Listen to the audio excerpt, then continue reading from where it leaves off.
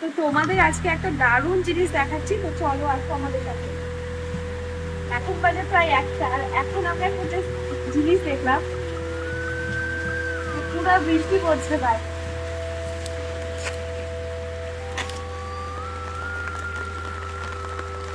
এত সুন্দর লাগছে দেখতে।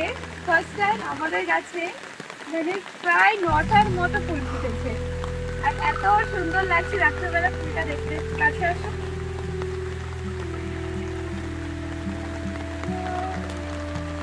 ফুল হয়েছে, আর এখানে একটা ড্রাগন ফল হয়েছে, ওখানে একটা হয়েছে, ওখানে আর একটা হয়েছে। ফুলগুলো খালি তোমরা দেখো, মানে এতটা সুন্দর একটা ফুল আমি আজ পর্যন্ত জীবনে কোনোদিনও দেখিনি। সামনে থেকে দেখতে দারুণ লাগছে।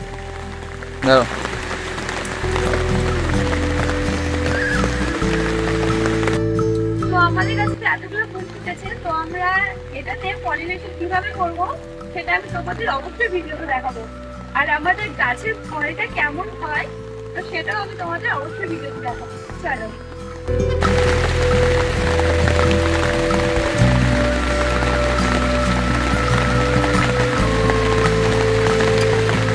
তোমরা তো দেখতেই পারছো যে আমাদের এই ছোট্ট গাছটার মধ্যে প্রায় 9টার মতো ফুল ফুটেছে। তো এই ফুলগুলোকে এখন পলিনেশন করব। পলিনেশন করলে নাকি ফলের সাইজগুলো অনেকটাই বড় হয়। ড্রাগন ফুল ফোটার পর একটা ফুলও হলুদ হয়ে পচবে না।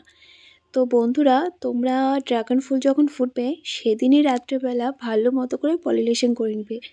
পলিনেশন করার পর যদি দেখো বৃষ্টি হচ্ছে তো ফুলটাকে ভালো মতো প্লাস্টিকটা ঢেকে রেখে দেবে।